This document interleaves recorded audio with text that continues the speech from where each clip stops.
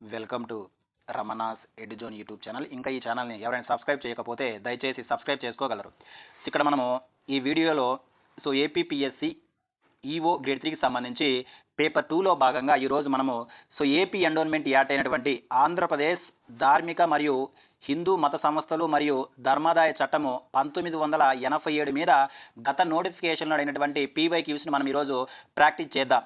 ఈ వీడియో చూస్తే మీకు మనకు సిలబస్లో ఉన్నటువంటి ఏమేమి చాప్టర్లు కవర్ అవుతాయంటే మనకు చూడండి ఇక్కడ 10, 11 అదేవిధంగా 12 చాప్టర్ అంటే ఈ 3 చాప్టర్లు మనకు ఈ వీడియోలో మనకు కవర్ అవుతుందని మనం గుర్తుపెట్టుకోవాలి. ఇక్కడ మనం బాగా గమనిస్తే చూడండి ఇక్కడ చూద్దాం. చూడండి ఫస్ట్ ప్రశ్న ఇక్కడ మనము మొదటి ప్రశ్న కానీ గమనిస్తే ఏమంటున్నాడంటే మనకు చారిటబుల్ లేక దేవాలయం లేక సంస్థ లేక ధర్మాదాయం యొక్క అంచనా బడ్జెట్ ఏ సెక్షన్ ద్వారా మంజూరు అవుతుందంటే మనకు 57వ సెక్షన్ మనం గుర్తుపెట్టుకోవాలి. ఓకేనా, అంటే మన సింపుల్గా 57వ సెక్షన్ దేని గురించి తెలియజేస్తుంది మనకు బడ్జెట్ గురించి తెలియజేస్తుంది. ఓకే, నెక్స్ట్ క్వశ్చన్ గమనించండి ఇక్కడ ఒక అంచనా బడ్జెట్ చూపించు వివరాలంటే మనకి ఇక్కడ మనకి ఈ 57 ఆర్టికల్ ద్వారా మనం ఏం చెప్పుకున్నాం, అంచనా బడ్జెట్ గురించి మనకు తెలియజేసి చెప్పుకున్నాం. అయితే ఈ అంచనా బడ్జెట్లో ఏమేమి ఉంటాయి మనకు ఆర్థిక సంవత్సరానికి సంబంధించిన మనకు వచ్చే ఆర్థిక సంవత్సరానికి సంబంధించినటువంటి జమా ఖర్చులు ఉంటాయని గుర్తుపెట్టుకోవాలంటే మనకి ఇక్కడ జమా ఖర్చులు అంటే మనకు వచ్చే ఆర్థిక సంవత్సరానికి మనకు సంబంధించిన జమా ఖర్చు వివరాలు మనకు అంచనా బడ్జెట్లో ఉంటాయని మనం గుర్తుపెట్టుకోవాలి. ఓకే, ఇక్కడ నెక్స్ట్ క్వశ్చన్ ఇక్కడ ఏమడిగారని చూస్తే నెక్స్ట్ క్వశ్చన్ చూడండి, ఒక సంస్థ ఈవో ఆ సంస్థ అంచనా బడ్జెట్తో మంజూరుకు సంబంధించి సంబంధిత అధికారికి ఎన్ని రోజుల ముందుగా సమర్పించవాలని అంటే మనకు 90 రోజుల లోపు ముందు సమర్పించాలని గుర్తుపెట్టుకోవాలి. చాలా ఇంపార్టెంట్ అండి మనకి ఇక్కడ బడ్జెట్ను మనకు సంబంధిత అధికారి వచ్చేసరికి మనకు ఆమోదించాలన్నమాట.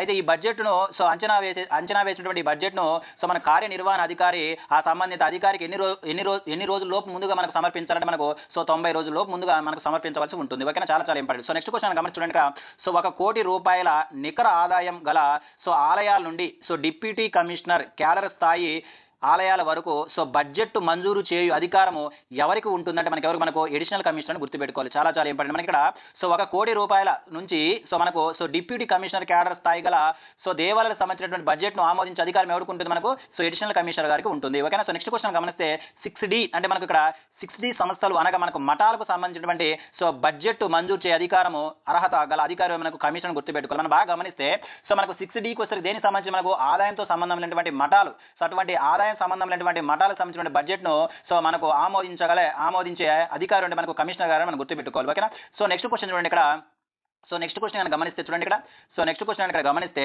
చూడండి జాయింట్ కమిషనర్ కేడర్ గల సంస్థల యొక్క బడ్జెట్ మంజూరు చేయగల అర్హత గల అధికారి ఎవరంటే మనకు కమిషనర్ గారని గుర్తుపెట్టుకోవాలి. మనం బాగా గమనిస్తే ఎడిషనల్ కమిషనర్ వచ్చేసరికి మనకు డిప్యూటీ కమిషనర్ స్థాయి, అదేవిధంగా మనకు వచ్చేసరికి జాయింట్ కమిషనర్ క్యాడర్ గల సంస్థల యొక్క బడ్జెట్ మంజూరు చేయ అధికారం ఎవరికి ఉంది మనకు కమిషనర్ గారికి ఉంటుందని మనం గుర్తుపెట్టుకోవాలి. ఓకేనా, నెక్స్ట్ క్వశ్చన్ గమనిస్తే చూడండి ఇక్కడ నెక్స్ట్ క్వశ్చన్ గమనిస్తే అదే ఆర్థిక సంవత్సరంలో బడ్జెట్ మించి ఖర్చు కాబడిన సొమ్మును సప్లిమెంటరీ మంజూరు కానిచో ఆ మొత్తం వచ్చే ఆర్థిక సంవత్సరంలో రాటిఫై కాగలదంటే ఖచ్చితంగా అండి. అంటే మనకు వచ్చే ఆర్థిక సంవత్సరంలో ఖచ్చితంగా ఏమవుతుంది, రాటిఫై చేయొచ్చని మనం గుర్తుపెట్టుకోవాలి. చాలా ఇంపార్టెంట్. నెక్స్ట్ క్వశ్చన్ గమనించి చూడండి ఏ సెక్షన్ క్రింద పబ్లికేషన్ కాబడినటువంటి సంస్థల యొక్క బడ్జెట్ మంజూరు చేయ అధికారము డిప్యూటీ కమిషనర్కు కలదంటే మనకేంటి మనకు 6B ఉన్నటువంటి దేవాలయాల యొక్క బడ్జెట్ను ఆమోదించే అధికారం ఎవరికి డిప్యూటీ కమిషనర్ గారికి ఉంటుందని మనం గుర్తుపెట్టుకోవాలి. మనకి ఇక్కడ 6Dకి వచ్చారు మనకి బాగా గమనిస్తే మనకేంటి మనకు 6A నెక్స్ట్ వచ్చరికి 6B అదేవిధంగా నెక్స్ట్ 6C మనకు 6C వచ్చారు మనకి ఇక్కడ 6C అసిస్టెంట్ కమిషనర్ గారు. నెక్స్ట్ 6Bలో ఉన్నటువంటి దేవాలయ యొక్క బడ్జెట్ను ఆమోదించే అధికారం ఎవరు కూడా మనకు డిప్యూటీ కమిషనర్ ఉంటుంది. అదేవిధంగా 6A అదేవిధంగా 6Dకి ఈ రెండింటికి సంబంధించినటువంటి సంస్థల యొక్క బడ్జెట్ను ఆమోదించే అధికారం దేవాదాయ కమిషనర్ గారికి ఉంటుందని మన గతంలో చెప్పుకోవడం జరిగింది. ఓకే, నెక్స్ట్ క్వశ్చన్ చూడండి ఇక్కడ నెక్స్ట్ క్వశ్చన్ గమనిస్తే ఇక్కడ నెక్స్ట్ క్వశ్చన్ ఏంటి మనకి ఇక్కడ చూడండి 50 లక్షలు చూడండి 50 లక్షల నికర ఆదాయం నుంచి 1 కోటి రూపాయల వరకు ఆదాయం గల 6A సంస్థల యొక్క బడ్జెట్ మంజూరు చేయగల అర్హత గల అధికారుడు మనకు రీజనల్ జాయింట్ కమిషనర్ గారు మనం గుర్తుపెట్టుకోవాలి. ఓకే, నెక్స్ట్ క్వశ్చన్ గమనించి చూడండి ఇక్కడ మనకు వచ్చేసరికి 15 లక్షల రూపాయల నికరం ఆదాయం నుండి 50 లక్షల ఆదాయం గల 6B సంస్థల యొక్క బడ్జెట్ మంజూరు చేయగల అర్హత గల అధికారి ఎవరు ఇప్పుడే మనం చెప్పుకున్నాం. ఎవరు మనకు మనకు ఒకసారికి డిప్యూటీ కమిషనర్ గారిని గుర్తుపెట్టుకోవాలి. చాలా ఇంపార్టెంట్. మనకి ఇటీవల మనకు ఆదాయ అంటే వార్షిక ఆదాయాలను మార్చడం జరిగింది. అది మనకి ఎగ్జామినేషన్ పాయింట్ ఆఫ్ చాలా చక్కగా ఉపయోగించుకోవచ్చు. వాటి వివరాలు నేను ఆల్రెడీ ఒక వీడియో చేయడం జరిగింది. మీరు కావాలంటే ఆ వీడియో చూడొచ్చు. ఇక్కడ మనం బాగా గమనిస్తే 6Bకి సంబంధించి అంటే మనకు 6Bలో ఉన్నటువంటి సంస్థల యొక్క బడ్జెట్ను మంజూరు చేసే అధికారం ఎవరు కూడా మనకు డిప్యూటీ కమిషనర్ గారికి ఉంటుంది. ఓకేనా, నెక్స్ట్ క్వశ్చన్ గమనిస్తే ఎవరి పరిపాలన పరిధిలో సంస్థల బడ్జెట్లు సో మంజూరుకై సంబంధిత అధికారులకు సో ఎఫ్ఏసి ద్వారా మాత్రమే సమర్పించవాలని అంటే మనకు so commissioner, additional commissioner, regional joint commissioner, అదేవిధంగా డిప్యూటీ కమిషనర్ ఎవరైతే మనకు సో వీరి అధీనంలో ఉన్నటువంటి సంస్థల యొక్క బడ్జెట్ ఖచ్చితంగా సో ఈ అధికారుల యొక్క ఎఫ్ఏసి ద్వారా మాత్రమే సమర్పించవాలని మనం గుర్తుపెట్టుకోవాలి. సో నెక్స్ట్ క్వశ్చన్ గమనించి చూడండి. సో నెక్స్ట్ క్వశ్చన్ ఏమడిగాడు చూడండి ఒకసారి గమనిస్తే. సో నెక్స్ట్ క్వశ్చన్ చూడండి.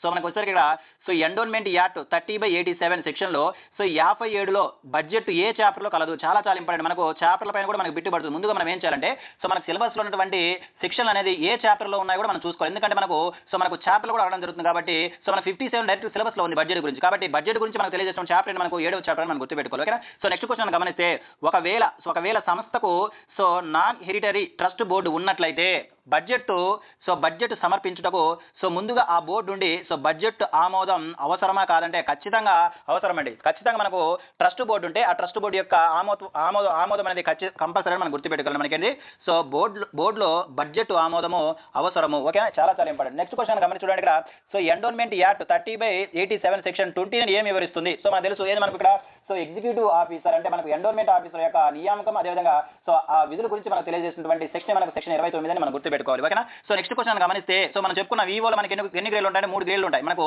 సో గ్రేడ్ 1, గ్రేడ్ 2, గ్రేడ్ 3 ఈవోలను నియమించే అధికారము ఎవరికి మనకు కమిషనర్ గారికి ఉంటుంది. మనకు ఇక్కడ ఈవో గ్రేడ్ 1, గ్రేడ్ 2, అదేవిధంగా గ్రేడ్ 3కి సంబంధించి సో నియమించే అధికారం, అదేవిధంగా బదిలీ చేసే అధికారం ఎవరికి మనకు కమిషనర్ గారికి ఉంటుంది. ఓకేనా. సో నెక్స్ట్ క్వశ్చన్ గమనించి చూడండి. ఇక్కడ నెక్స్ట్ క్వశ్చన్ చూడండి. సో ఈవోను చూడండి ఇక్కడ ఈవోను నియమించడానికి కొన్ని సంస్థలను కలిపి సో ఒకే గ్రూపుగా సృష్టించే అధికారం ఉన్న అధికారి ఎవరు మనకు సో కమిషనర్ గారు మనం గుర్తుపెట్టుకోండి. అంటే కమిషనర్ గారు అనుకుంటే కొన్ని చిన్న దేవాలయాలన్నింటినీ కలిపి సో ఆ దేవాలయ యొక్క సమూహానికి సో ఒకే ఒక ఈవో నియమించే అధికారం కూడా మనకు కమిషనర్ ఉంటుందని మనం గుర్తుపెట్టుకోవాలి. ఓకేనా. సో నెక్స్ట్ క్వశ్చన్ గమనించి చూడండి. ఇక్కడ సో గ్రేడ్ 1 ఇప్పుడే మనం చెప్పుకున్నాం. సో మనకు ఈవో గ్రేడ్లు ఎన్ని ఉంటాయి? 3 ఉంటాయి. సో మనకి ఇక్కడ చూడండి. సో గ్రేడ్ 1 ఈవో పోస్టులలో ఎంత శాతం ఖాళీలలో సంస్థల యొక్క ఉద్యోగులు ఈవోగా నియమించబడతారంటే మనకు సో 20% ఖాళీలను మనం గుర్తుపెట్టుకోవాలి. బాగా గమనిస్తే అంటే మనకి ఇక్కడ సో మనకు వచ్చేసరికి గ్రేడ్ 1 వచ్చేసరికి మనకు సో 20:80. సో మనకు గ్రేడ్ 2 వచ్చేసరికి మనకు సో 20:80. సో నెక్స్ట్ వచ్చేసరికి మనకు గ్రేడ్ 3 వచ్చేసరికి మనకి సో మనకు వచ్చేసరికి 40:60 అనమాట. అంటే మనకి బాగా గమనిస్తే సో మనకు ఈ గ్రేడ్ 1 ఈవో పోస్టులో సో 20% వచ్చేసరికి ప్రమోషన్ ద్వారా సో మిగిలినటువంటి 80% వచ్చేసరికి మనకు రిక్రూట్మెంట్ ద్వారా జరుగుతుందని గుర్తుపెట్టుకోవాలి. ఓకే. ప్రత్యక్షంగా జరుగుతాయి మనం గుర్తుపెట్టుకోవాలి. ఓకే. అదే మనకు సో గ్రేడ్ 2 వచ్చేసరికి కూడా సేమ్ అంతే. అదేవిధంగా మనకు గ్రేడ్ 3 వచ్చేసరికి మనకు 40% వచ్చేసరికి ప్రమోషన్ ద్వారా అయితే మనకు 60% వచ్చేసరికి మనకు రిక్రూట్మెంట్ ద్వారా అదే ప్రత్యక్షంగా మనకు వచ్చేసరికి ఈవోగా నియమిస్తారు మన ఎగ్జామినేషన్ పాయింట్ ఆఫ్ లో గుర్తుపెట్టుకోవాలి. మనకి ఇక్కడ సో ప్రమోషన్లకు ఎంత శాతం కేటాయిస్తారు, అదేవిధంగా మనకు ఒకసారికి సో రిక్రూట్మెంట్కి ఎంత శాతం కేటాయిస్తారు మనకి ఎగ్జామినేషన్ పాయింట్ ఆఫ్ లో చక్కగా ఉపయోగించుకోవచ్చు. ఓకే. సో నెక్స్ట్ క్వశ్చన్ చూడండి. నెక్స్ట్ క్వశ్చన్ ఏం అడిగాడంటే సో నెక్స్ట్ క్వశ్చన్ అంటే మనకు సంస్థ వార్షిక ఆదాయాన్ని బట్టి ఆ సంస్థకు ప్రాంతీయ సంయుక్త కమిషనర్ను ఈవోగా నియమించే అధికారము ఎవరికి కలదు అంటే మనకు ప్రభుత్వానికి ఉంటుంది. చాలా ఇంపార్టెంట్. మనకి ఇక్కడ సో ఒక సంస్థ యొక్క వార్షిక ఆదాయాన్ని బట్టి సో మనం ఒకసారికి ప్రాంతీయ సంయుక్త కమిషనర్ కూడా మనం ఎలా నియమించవచ్చు? ఈవోగా నియమించవచ్చు. అయితే ఈ ఈవోగా నియమించే అధికారం ఎవరికి ఉంటుంది? మనకు సో ప్రభుత్వానికి ఉంటుంది మనం గుర్తుపెట్టుకోవాలి. సో నెక్స్ట్ క్వశ్చన్ గమనిస్తే సంస్థ యొక్క వార్షిక ఆదాయాన్ని బట్టి ఆ సంస్థకు డిప్యూటీ కమిషనర్ లేదా అసిస్టెంట్ కమిషనర్ను ఈవోగా నియమించే అధికారం ఎవరికి కలదు అంటే మనకు కమిషనర్ గారికి ఉంటుంది మనం గుర్తుపెట్టుకోవాలి. చాలా ఇంపార్టెంట్. మనకి ఇక్కడ సో మనకు ఈవోకి సంబంధించి గ్రేడ్ 1, గ్రేడ్ 2, గ్రేడ్ 3 అదేవిధంగా మనకు అసిస్టెంట్ కమిషనర్, అదేవిధంగా సో నెక్స్ట్ వచ్చరికి సో డిప్యూటీ కమిషనర్ అందరూ నియమించే అధికారం ఎవరికి ఉంటుంది? మనకు సో కమిషనర్ గారికి ఉంటుంది. అయితే మనకు సో ప్రాంతీయ సంయుక్త కమిషన్ ఒక ఈవోగా నియమించాలంటే కేవలం ఎవరికి ఉంటుంది? మనకు ప్రభుత్వానికి ఉంటుంది మనం గుర్తుపెట్టుకోవాలి. ఓకే. సో నెక్స్ట్ క్వశ్చన్ చూడండి. సో సంస్థ యొక్క ఎఫ్డిఆర్ అంటే మనకి ఫిక్స్డ్ డిపాజిట్ రిసిప్ట్లను క్యాష్ రూపంలోకి మార్చుటకు అధికారం కలదంటే లేదండి. సో మనకు వచ్చరికి సో మనకు ఫిక్స్డ్ డిపాజిట్లకు సంబంధించి ఏదైనా ఒక దేవాలయానికి లేదా ఏదైనా సంస్థకు ధార్మిక సంస్థకు సో ఫిక్స్డ్ డిపాజిట్ రిసిప్ట్స్ మనం ఎటువంటి సందర్భంలో కూడా మనకు సో క్యాష్గా మార్చుకోవడానికి అధికారం ఉండదని మనం గతంలో చెప్పుకోవడం జరిగింది. ఓకేనా. సో ఉండదన్నమాట. ఓకే. సో నెక్స్ట్ క్వశ్చన్ గమనిస్తే నెక్స్ట్ క్వశ్చన్ చూడండి. సో సంస్థల ఈవోలను బదిలీ చేసే అధికారం ఎవరికి ఉంటుంది? ఇప్పుడే మనం చెప్పుకునే కమిషనర్ గారికి ఉంటుంది. మనకు సంస్థల యొక్క ఈవోలను నియమించాలన్నా అదేవిధంగా బదిలీ చేయాలన్నా పూర్తి అధికారం ఎవరికి ఉంటుంది? మనకు సో కమిషనర్ గారికి ఉంటుందని మనం ఎగ్జామినేషన్ పాయింట్ ఆఫ్ లో గుర్తుపెట్టుకోవాలి. ఓకేనా. సో నెక్స్ట్ క్వశ్చన్ ఏమడిగాడంటే చూడండి. ఇక్కడ సో ఈవోల యొక్క జీతాలు డ్రా చేసి వారికి చెల్లించే అధికారం ఎవరికి కలదంటే మనకు సహాయక కమిషనర్ గారికి ఉంటుంది. ఓకే. నెక్స్ట్ క్వశ్చన్ గమనిస్తే సో ఈవో సంస్థకు సంబంధించి ఖర్చులు చేయడానికి సో బడ్జెట్ మంజూరు కాబడి ఉండడం అవసరమా కాదంటే ఖచ్చితంగా అవసరమండి. సో అంటే మనకు సో బడ్జెట్ మంజూరు కాకుండా ఎటువంటి ఖర్చు చేయరాదు. ఖచ్చితంగా మనం ఖర్చు చేయాలి. ఖచ్చితంగా అది సో బడ్జెట్ మంజూరు అయిన తర్వాత మనం ఖర్చు చేయాలని మన ఎగ్జామినేషన్ పాయింట్ ఆఫ్ లో గుర్తుపెట్టుకోవాలి. నెక్స్ట్ సో ఎండోన్మెంట్ యాక్టులో చాప్టర్ 10 ఏమి వివరిస్తుంది? సో మనకేంటంటే మనకు స్థిరాస్తిని స్వాధీనం చేసుకోవడం కానీ అదేవిధంగా సో ఈనాం భూముల గురించి కానీ తెలిపేటటువంటి చాప్టర్ మనకేంది? సో మనకోసారికి ఏంటంటే 10వ చాప్టర్ని గుర్తుపెట్టుకోవాలి. ఓకేనా? సో మనకు సిలబస్ ఉన్నటువంటి సెక్షన్లలో సో మనకి ఏమేమి చాప్టర్లు వస్తాయంటే ఒకటి 7వ చాప్టర్ వస్తుంది, అదేవిధంగా 10వ చాప్టర్ వస్తుంది. ఈ రెండు చాప్టర్లు మనం గుర్తుపెట్టుకోవాలి ముందుగా. ఓకేనా? సో నెక్స్ట్ క్వశ్చన్ గమనించి చూడండి ఇక్కడ. నెక్స్ట్ చూడండి, నెక్స్ట్ ఏమన్నాడు? నెక్స్ట్ కానీ గమనిస్తే ఎండోన్మెంట్ చట్టంలో సెక్షన్ 77 ఏమి వివరిస్తుంది అంటాడు. మనకి ఇక్కడ సెక్షన్ 77 ఎండోన్మెంట్ చట్టంలో ఏమి వివరిస్తుందంటే సో ఈనాం భూముల తిరిగి పొందడము. అంటే మనకి ఇక్కడ సో ఈనాం భూములను ఎలా మనం తిరిగి పొందాలి అనే దాని గురించి మనకు ఒకసారికి ఏపీ ఎండోన్మెంట్ 1987లోనే సో 77 సెక్షన్ తెలియజేస్తుంది. ఓకేనా? ఇక్కడ నెక్స్ట్ క్వశ్చన్ మనం గమనిస్తే సో ఎండోన్మెంట్ యాక్ట్ 30/87లో సెక్షన్ 84, 85 మరియు 86 ఏమి వివరిస్తాయి అంటే మనకు ఇక్కడ చూడండి, మనం గమనిస్తే సో 2023 యొక్క చట్టం 36 ద్వారా ఈ 3 సెక్షన్లను తొలగించారు. అంటే మనకు ఈ చట్టానికి 2023లో సవరణ చేయడం జరిగింది. సవరణ చేసి మనకు వేడిని మనకు తొలగించాలంటే మనకు 84, 85, 86 మనం గుర్తుపెట్టుకోవాలి. ఓకే? సో నెక్స్ట్ వచ్చేసరికి ఎండోన్మెంట్ యాక్ట్లో సెక్షన్ 75 ఏమి వివరిస్తుంది? మనకు సో కొన్ని కేసులలో ఈనాం భూముల లీజు అదేవిధంగా విక్రయము రద్దు గురించి తెలియజేస్తుంది. మనకి ఇక్కడ కొన్ని కేసులలో కొన్ని సందర్భాలలో సో ఈనాం భూముల కౌలు అదేవిధంగా విక్రయం అనేది చెల్లదు అని చెప్పినటువంటి సెక్షన్ మనకు సెక్షన్ 75 అని మనం గుర్తుపెట్టుకోవాలి. ఓకేనా? నెక్స్ట్ కానీ గమనిస్తే నెక్స్ట్ ఏం క్వశ్చన్ అడిగాడు మనకు?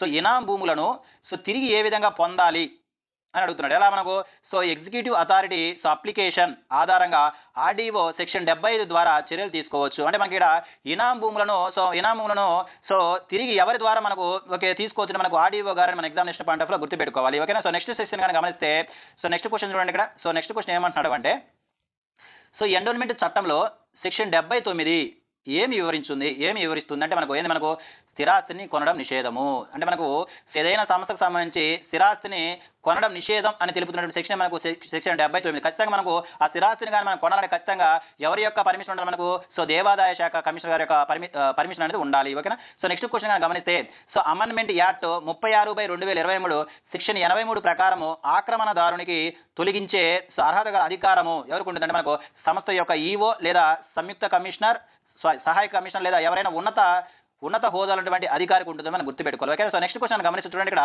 సో నెక్స్ట్ క్వశ్చన్ చూడండి. సో నెక్స్ట్ క్వశ్చన్ ఏమంటున్నాడు? సో నెక్స్ట్ క్వశ్చన్ కానీ ఇక్కడ మనము గమనిస్తే సో నెక్స్ట్ ఏంటి చూడండి. సో నెక్స్ట్ ఏమన్నా అడిగాడంటే మనకు సో ఎండోన్మెంట్ యాక్ట్ 36/2023 ప్రకారము సో ఆక్రమణను తొలగించే ముందర ఆక్రమణదారునికి తప్పనిసరిగా నోటీస్ ఇవ్వాలంటే ఇవ్వాలండి. ఎవరు మనకు ఇవ్వాలి? సో ఈవో 1 వారం లోపు ఆక్రమణ తొలగించాలని సో ఎవరికి ఇవ్వాలి? మనకు ఆక్రమణదారుడికి నోటీస్ ఇవ్వాలి. సో 1 వారం లోపు తొలగించాలని ఈవో వచ్చరికి అతనికి నోటీస్ ఇవ్వాలి. ఓకేనా? సో నెక్స్ట్ క్వశ్చన్ గమనిస్తే ఒకవేళ టెనెంట్ అతని లీజు కాలము ముగిసిన తదుపరి సో భూమి కానీ షాపు కానీ ఖాళీ స్థలము లేదా సో బిల్డింగ్ని అప్పగించనుచో అతను సో చట్టం 36/2023 యొక్క సో సెక్షన్ 83 కింద సో అతన్ని బయటికి పంపవచ్చునని గుర్తుపెట్టుకోవాలి. ఓకేనా? సో నెక్స్ట్ క్వశ్చన్ గమనిస్తే చూడండి ఇక్కడ. సో నెక్స్ట్ క్వశ్చన్ చూడండి.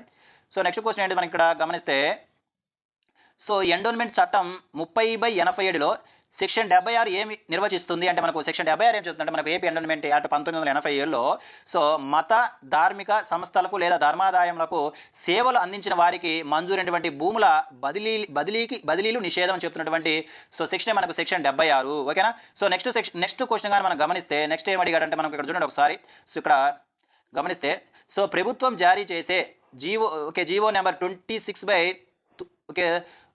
26/2019లో జారీ చేసినటువంటి ఆర్డినెన్స్ నెంబర్ 2/2019 చట్టం సో ఇప్పుడు మనకు 23/2/2019 దేనికి సంబంధించిన మనకు సో ఈనాం భూముల సవరణ చట్టము గురించి 1956లో వచ్చినటువంటి సో ఈనాం భూముల సవరణ చట్టం గురించి సో మనకు ఈ జీవో ఉన్నట్లు మనం గుర్తుపెట్టి అంటే ఇది అప్పటికి కరెంట్ అఫైర్ అనమాట, అందుకని మనం రావడం జరిగింది అనమాట. ఓకే? సో నెక్స్ట్ క్వశ్చన్ గమనించి చూడండి ఇక్కడ.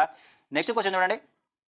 సో నెక్స్ట్ క్వశ్చన్ అంటే మనకు సో అమెండ్మెంట్ యాక్ట్ 36/2023లో సెక్షన్ 83 ఏమి నిర్వచించబడును అంటే మనకు చూడండి ఒక సంస్థ యొక్క సో భూమిని కానీ భవనం కానీ ఇతర ఆస్తిని కానీ సో ఆక్రమణ తొలగింపు గురించి సో మనకు సెక్షన్ 83 తెలియజేస్తుంది. ఓకేనా? సో నెక్స్ట్ క్వశ్చన్ కానీ మనం గమనిస్తే ఏమడిగాడు మనకు సో రాజీ లేదా ఒప్పందం ఏ విధంగా చెయ్యాలి అన్నది ఏ సెక్షన్లో ఉందంటే మనకు సెక్షన్ 89లో ఉంది. ఓకేనా? మనకు రాజీ అదేవిధంగా ఒప్పందం ఏ విధంగా చేయాలనేది మనకు ఏ సెక్షన్లో ఉంది? మనకు సెక్షన్ 89లో ఉంది. సో నెక్స్ట్ క్వశ్చన్ కానీ మనం గమనిస్తే చూడండి ఇక్కడ. నెక్స్ట్ క్వశ్చన్ మనకి ఇక్కడ సో సెక్షన్ 87 కింద సెక్షన్ 87 కింద ఎండోన్మెంట్ ట్రిబ్యునల్ జారీ చేయబడినటువంటి నిర్ణయం పైన సెక్షన్ 88 కింద అది అందుకున్న రోజు నుండి ఎన్ని రోజుల్లోగా హైకోర్టులో అప్పీల్ చేయాలంటే మనకు 90 రోజుల లోపని గుర్తుపెట్టుకోవాలి. చాలా చాలా ఇంపార్టెంట్. మనకు 90 రోజులు 2 బిట్లు వచ్చాయి. 2 మనకు చాలా చాలా ఇంపార్టెంట్. అంటే మనకి ఇక్కడ సో మనకు ఎండోన్మెంట్ ట్రిబ్యునల్ అనేది సెక్షన్ 87 కింద జారీ చేసినటువంటి నిర్ణయంపై సెక్షన్ 88 కింద అవి అందుకున్న రోజు నుంచి 90 రోజుల లోపు అతను హైకోర్టులో అప్పీల్ చేసుకోవాల్సినటువంటి అవసరం ఉందని మనం గమనించాలి. ఓకేనా. ఇక్కడ మనం నెక్స్ట్ క్వశ్చన్ గమనించండి. ఇక్కడ సో ఎండోన్మెంట్ చట్టంలోనే సో 82వ సెక్షన్ దేని గురించి మనకు చెబుతుందంటే మనకు వ్యవసాయ భూముల లీజు గురించి తెలియజేస్తుంది. చాలా చాలా ఇంపార్టెంట్. అంటే మనకు సో 1980లో తీసుకొచ్చినటువంటి ఏపీ ఎండోన్మెంట్ యాక్ట్లోని 82 సెక్షన్ దేని గురించి మనకు తెలియజేస్తున్నాయి? మనకు సో వ్యవసాయ భూముల యొక్క లీజు గురించి మనకు తెలియజేస్తుంది. ఓకేనా. సో నెక్స్ట్ క్వశ్చన్ గమనిస్తే సో ఏ వ్యక్తికైనా సో సెక్షన్ 77 సబ్ క్లాస్ 1 ప్రకారము సో ఆర్డీఓ చే జారీ కాబడినటువంటి ఉత్తర్వులు బాధ కలిగించినచో సో దానిపై ఏ సెక్షన్ ప్రకారము జిల్లా కలెక్టర్ వారి వద్ద అప్పీల్ చేయవచ్చంటే మనకు ఏ సెక్షన్ ప్రకారం సెక్షన్ 76 ప్రకారము సెక్షన్ 78 ప్రకారము సో మనకు సో ఆర్డీఓ గారి చేత జారీ చేయబడిన ఉత్తర్వుల పైన ఎవరైనా బాధను కలిగిస్తే అతను సో ఎవరికి మనకు ఫిర్యాదు చేయవచ్చు, అప్పీల్ చేయవచ్చు అంటే మనకు జిల్లా కలెక్టర్కి అప్పీల్ చేయవచ్చు. ఓకేనా. ఇక్కడ మనకు నెక్స్ట్ క్వశ్చన్ చూస్తే మనము చూడండి. నెక్స్ట్ క్వశ్చన్ చూడండి. ఇక్కడ మనకు నెక్స్ట్ క్వశ్చన్ అంటే మనకి ఇక్కడ సో నెక్స్ట్ క్వశ్చన్ ఏంటంటే సో ఏ వ్యక్తికైనా సెక్షన్ 83 సబ్ క్లాస్ 2 సవరణ చట్టం 36/2023 ప్రకారము సో పరిపాలన అధికారిచే జారీ కాబడినటువంటి ఉత్తర్వులు బాధ కలిగించినచో ఆ వ్యక్తి ఆ ఉత్తర్వులు అందుకున్న రోజు నుండి సో 15 రోజులలోగా దానిపై ఎక్కడ అప్పీల్ చేయాలంటే మనకు ఏపీ ఎండోన్మెంట్ ట్రిబ్యునల్లో అప్పీల్ చేయాలి. ఓకేనా. సో ఇది ఇంపార్టెంట్. సో నెక్స్ట్ క్వశ్చన్ గమనిస్తే చూడండి. ఇక్కడ ఆంధ్రప్రదేశ్ దేవాదాయ చట్టము 30/87 ప్రకారము ఈ క్రింది వాటిలో ఏది కార్యనిర్వహణ అధికారి విధులలో భాగం కాదంటే మనకు సో దేవాదాయ సంస్థల ప్రచురణ అనేది అనమాట. ఓకే, ప్రచురణ. ఓకే. నెక్స్ట్ క్వశ్చన్ గమనిస్తే సో ప్రాంతీయ సంయుక్త కమిషనరు, ఉప కమిషనరు మరియు సహాయక కమిషనర్ కాకుండా ఇతర కార్యనిర్వహణ అధికారులలో ఎన్ని గ్రేడ్లు కలవంటే మనకి ఎన్ని ఉన్నాయని చెప్పుకున్నాము? 3 ఉన్నాయి. ఏమైనా మనకు గ్రేడ్ 1, గ్రేడ్ 2 అదేవిధంగా గ్రేడ్ 3. సో ఈ గ్రేడ్ 1 గల ఈవోలు నియమించే అధికారం ఎవరికి ఉంటుంది? మనకు సో మనకు ఒకసారి కమిషనర్ గారికి ఉంటుందని గుర్తుపెట్టుకోవాలి. అదేవిధంగా ఈ గ్రేడ్ 1, గ్రేడ్ 2, గ్రేడ్ 3 సిఓస్ను బదిలీ చేసే అధికారం కూడా ఎవరికి ఉంటుంది? మనకు సో దేవాదాయ శాఖ కమిషనర్ గారికి ఉంటుంది. సో నెక్స్ట్ క్వశ్చన్ గమనించి చూడండి. ఇక్కడ సో న్యాయస్థానముల నందు కేసులలో సో దేవాదాయ సంస్థలకు ప్రాతినిధ్యం వహించు అధికారం ఎవరికి గలంటే ఎవరికి ఉంటుంది? మనకు సో కార్యనిర్వహణాధికారికి ఉంటుంది. సో ఇది మనకు సెక్షన్ 29 సబ్ క్లాస్ 2లో ఉంటుంది మనకు. ఓకేనా. సో నెక్స్ట్ క్వశ్చన్ గమనిస్తే సో ఈ క్రింది వాటిలో ఏది దేవాలయములకు ఆదాయ వనరు కాదంటే మనకు సో ప్రభుత్వం ఇచ్చే గ్రాంట్ అని మనం గుర్తుపెట్టుకోవాలి. ఓకేనా. సో నెక్స్ట్ క్వశ్చన్ గమనిస్తే 6C కేటగిరీకి చెందినటువంటి సో దేవాదాయ ధర్మాదాయ సంస్థల వార్షిక బడ్జెట్ మంజూరు చేసే అధికారం ఎవరికి ఉంటుందని మనకు సహాయక కమిషనర్ గారికి ఉంటుందని మనం గతంలో చెప్పుకోవడం జరిగింది. అంటే మనం ఇక్కడ బాగా గమనిస్తే 6A 6Dకి వచ్చరికి కమిషనర్ గారు, 6B వచ్చరికి మనకు డిప్యూటీ కమిషనర్ గారు, 6Cకి వచ్చరికి మనకు సహాయక కమిషనర్ లేదా అసిస్టెంట్ కమిషనర్ అంటాం. సో అతనికి సో బడ్జెట్ ఆమోదించే అధికారం ఉంది. ఓకే. సో నెక్స్ట్ క్వశ్చన్ చూద్దాం చూడండి. నెక్స్ట్ క్వశ్చన్ ఏమడిగారంటే మనకు ఇక్కడ సో క్రింది వాటిలో ఏ పద్దు కొరకు నిధులు మంజూరు చేయుటకు దేవాదాయ చట్టం 30/87లోని సెక్షన్ 57 ప్రకారము అవకాశం లేదంటే మనకు సో ప్రజా ఉపయోగ నిమిత్తము విరాళనిచ్చుట. ఓకే, ఇది. ఓకే. సో నెక్స్ట్ క్వశ్చన్ ఏమడిగారంటే మనకి ఇక్కడ సో దేవాదాయ ధర్మాదాయ సంస్థల సో భూములను బహిరంగ వేలం ద్వారా విక్రయించుటకు అనుమతించు అధికారం ఎవరికి ఉంటుంది? మనకు సో కమిషనర్ గారికి ఉంటుంది. మనం గుర్తుపెట్టుకోవాలి. ఓకే. నెక్స్ట్ క్వశ్చన్ గమనిస్తే సో దేవాదాయ భూముల అమ్మకం విషయంలో ఈ క్రింది వ్యాఖ్యలలో ఏది సరికాదు అని అడుగుతున్నాడు. ఏది మనకు ఇక్కడ సో కార్యనిర్వహణ అధికారి తనంతట తానుగా బహిరంగ వేలం నిర్వహించి ఆ తదుపరి సంబంధిత అధికారి నుండి ఆమోదం పొందవచ్చునేది రాంగ్ అనమాట. సో ఖచ్చితంగా ఎవరు అధికారం ఉండాలి? ఎవరి యొక్క ఆమోదం ఉండాలంటే కమిషనర్ గారి యొక్క సో ఆమోదం వరకు మాత్రమే అతను సో బహిరంగ వేలం వేయాల్సి ఉంటుంది. ఓకేనా. సో నెక్స్ట్ క్వశ్చన్ గమనించి చూడండి. ఇక్కడ సో నెక్స్ట్ క్వశ్చన్ చూద్దాం చూడండి.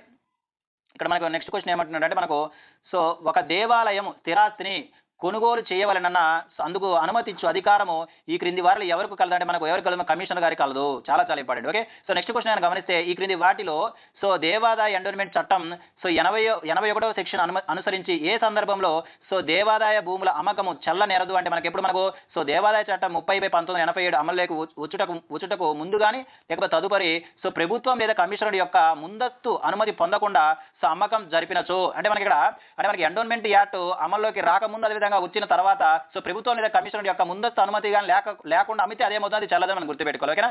ఇది సో ఇది క్వశ్చన్ సంబంధించి. నెక్స్ట్ క్వశ్చన్ చూద్దాం చూడండి. సో నెక్స్ట్ క్వశ్చన్ ఏంటి మనకి ఇక్కడ చూడండి.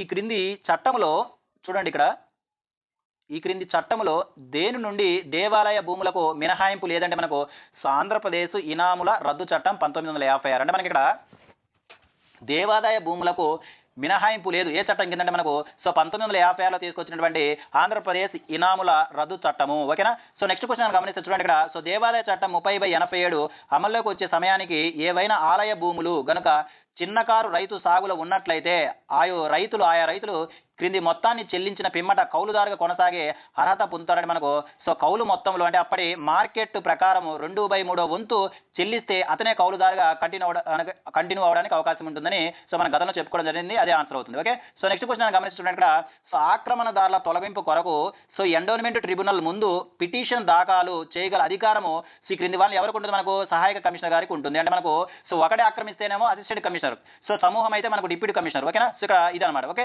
నెక్స్ట్ ఆక్రమణదారుల తొలగింపుకై ఎండోన్మెంట్ ట్రిబ్యునల్ జారీ చేసినటువంటి ఉత్తర్వులను అమలు చేయవలసినటువంటి బాధ్యత ఈ క్రింది వారిలో ఎవరికి ఉంటుంది? మనకు సో సహాయక కమిషనర్ గారికి ఉంటుంది. ఓకేనా. సో నెక్స్ట్ క్వశ్చన్ ఏమంటారు మనకు? సో దేవాదాయ భూములపై సామూహిక ఆక్రమణలు జరిగినచో చర్యలు తీసుకోరు అధికారం ఈ క్రింది వాళ్ళు ఎవరికి కలదంటే మనకు ఉప కమిషనరు, డిప్యూటీ కమిషనర్కు ఉంటుంది. మనకు ఒకరికన్నా ఎక్కువైతేనే మనకు ఉప కమిషనర్, అదే ఒకరైతే మనకి ఎవరు సహాయక కమిషనర్ మనం గుర్తుపెట్టుకోవాలి. ఓకే. నెక్స్ట్ క్వశ్చన్ కానీ గమనిస్తే చూడండి ఇక్కడ చూడండి. నెక్స్ట్ క్వశ్చన్ ఏంటి మనకి ఏంటంటే సో ఆంధ్రప్రదేశ్ ధార్మిక హిందూ మతపరమైన సంస్థలు మరియు దేవాదాయ చట్టం 1987 ప్రకారము సంస్థల వర్గీకరణ ఈ క్రింది వాటిలో దేనిపై ఆధారపడి ఉంటుందంటే మనకు వార్షిక ఆదాయం అని గుర్తుపెట్టుకోవాలి. చాలా ఇంపార్టెంట్. మనకి ఇక్కడ ఇప్పుడే మనం చెప్పుకున్నాం 6A 6B 6C ఇవన్నీ కూడా దేనిపై సో డిపెండ్ అయ్యి మనకు దేవాలయాల వర్గీకరణ జరిగిందంటే మనకు వార్షిక ఆదాయము.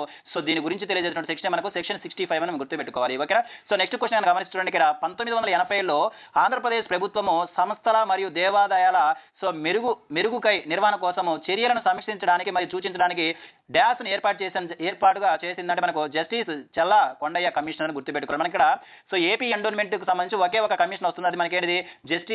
జస్టిస్ శ్రీ చల్లా కొండయ్య కమిషన్ మనం గుర్తుపెట్టుకోవాలి. ఓకేనా. చాలా ఇంపార్టెంట్. సో నెక్స్ట్ క్వశ్చన్ గమనించండి. ఇక్కడ నెక్స్ట్ క్వశ్చన్ చూడండి. ఇక్కడ నెక్స్ట్ క్వశ్చన్ ఏమంటున్నాడు అంటే సో ఇక్కడ సో ఆంధ్రప్రదేశ్ ధార్మిక హిందూ మత సంస్థల మరియు దేవాదాయ చట్టం 1987 ప్రకారము so common good fund dash ద్వారా ఏర్పడినటువంటి కమిటీలో ఉంటుంది మనకు సో ప్రభుత్వం అని మనం గుర్తుపెట్టుకోవాలి. అంటే మనకి ఇక్కడ ఈ కామన్ గుడ్ ఫండ్ మెయింటైన్ చేయాల్సినటువంటి దేవాలయాల యొక్క వార్షిక ఆదాయం ఎంత ఉండాలంటే మనకు సో మనకు ఫస్ట్ లో అంటే మనకు చట్టం అమలు వచ్చినప్పుడు ఎంత ఉంది? మనకి 50,000 ఉంది. ఇప్పుడు ఎంత ఉంది? మనకు 5 లక్షలు ఉన్నట్లుగా మనం గుర్తుపెట్టుకోవాలి. ఓకేనా. సో నెక్స్ట్ క్వశ్చన్ గమనించి చూడండి. ఇక్కడ సో ఆంధ్రప్రదేశ్ ధార్మిక మరియు హిందూ మతపరమైన సంస్థలు మరియు దేవాదాయ చట్టం 1980లోనే సెక్షన్ 69 సబ్ క్లాస్ 3 పేర్కొన్న మొత్తాలను తిరిగి చెల్లించిన తర్వాత మిగిలినటువంటి మొత్తాలు ఏవైనా ఉంటే సో అవి దీనికి బదిలీ చేయబడతాయి. మనకు సో కామన్ గుడ్ ఫండ్ కి బదిలీ చేయబడతాయి. చాలా important common fund. Okay. Common good fund అనమాట. ఓకే. సో నెక్స్ట్ క్వశ్చన్ చూడండి. ఇక్కడ నెక్స్ట్ క్వశ్చన్ కానీ బాగా గమనిస్తే నెక్స్ట్ క్వశ్చన్ ఏంటంటే మనకి ఇక్కడ ఆంధ్రప్రదేశ్ ధార్మిక మరియు హిందూ మతపరమైనటువంటి సంస్థలు మరియు దేవాదాయ చట్టం 1980లోనే సెక్షన్ 85 ప్రకారము సో దురాక్రమణ కేసును వేయడానికి వీరికి అధికారం ఉంటుందని మనకు ఎవరు? మనకు డిప్యూటీ కమిషనర్ ఉంటుంది. అంటే మనకు సో ఎక్కువ మంది ఆక్రమణదారులు ఉంటే డిప్యూటీ కమిషనర్ ఏ సెక్షన్ ప్రకారం అంటే సెక్షన్ 85 ప్రకారము.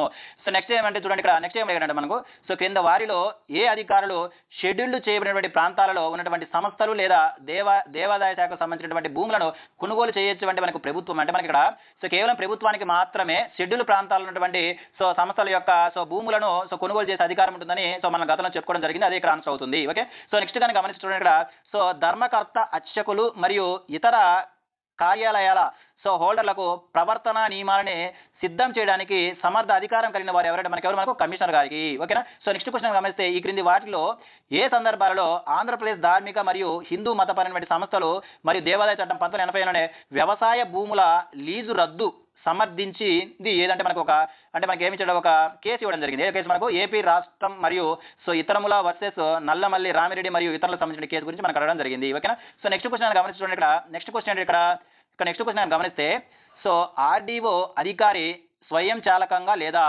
ట్రస్టీ లేదా ఈవో లేదా కమిషనర్ మొదలైన వారి దరఖాస్తు ద్వారా ఈ క్రింది వాటిలలో ఏ భూములను సో పునః ప్రారంభిస్తారు అంటే మనకు సో ఈనా భూమిని అని మనం గుర్తుపెట్టుకోవాలి. ఓకేనా. సో నెక్స్ట్ క్వశ్చన్ ఏమడిగాడంటే మనకు చూడండి. ఇక్కడ నెక్స్ట్ క్వశ్చన్ ఏమడిగాడు మనల్ని బాగా గమనిస్తే ఇదేమంటాడంటే మనకు సో అర్చకములో ఇది మినహాయించబడింది అంటే మనకు ఇచ్చినటువంటి ఆన్సర్లో కార్యనిర్వహణాధికారి అనమాట. అంటే మనకు ఇక్కడ సో కార్యనిర్వహణాధికారికి అదే అర్చకానికి ఎటువంటి సంబంధం ఉండదు. అంటే మనకు అర్చకం అంటే ఏంటంటే మనకు పూజారి, అదే మనకు ఒకసారికి ఫండ, నెక్స్ట్ ఒకసారికి సో నెక్స్ట్ ఎవరు మనకు సో అర్చకత్వం మిరాండర్ ఇవసరికి దేని కిందకు వస్తుంటే మనకు అర్చకంలో భాగంగా వస్తాయని మనకు ఈ చట్టం చెప్తుంది. ఓకే. సో నెక్స్ట్ క్వశ్చన్ గమనిస్తే చూడండి. నెక్స్ట్ క్వశ్చన్ అంటే మనకి ఇక్కడ సో సో నెక్స్ట్ క్వశ్చన్ ఏమడిగారంటే మనకు ఆంధ్రప్రదేశ్ ధార్మిక మరియు హిందూ మతపరమైన సంస్థలు మరియు దేవాదాయ చట్టం 1987లో సెక్షన్ 29 డాష్ కోసం ఏర్పాటు చేయబడింది మనకి ఏంటి తెలుసు మనకు ఏంటి మనకు సో కార్యనిర్వహణాధికారి నియామకం అదేవిధంగా విధుల గురించి.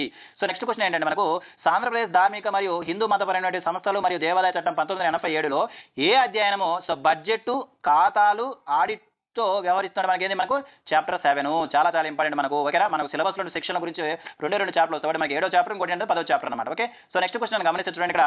సో ధార్మిక పరిషత్తు స్వయం చాలకంగా లేదా దరఖాస్తు పైన ఈ క్రింది వాళ్ళు ఎవరిని తీసివేయొచ్చు అంటే మనకి ఎవరు మనకు మఠాధిపతిని తొలగించే అధికారం ఎవరికి మనకు సో ధార్మిక పరిషత్తుకు ఉంటుందని మనం ఎగ్జామినేషన్ పాయింట్ ఆఫ్ లో గుర్తుపెట్టుకోవాలి. ఓకే సో నెక్స్ట్ క్వశ్చన్ అంటే మనకు డైరెక్ట్ ఒక సెక్షన్ గురించి ఇవ్వడం జరిగింది.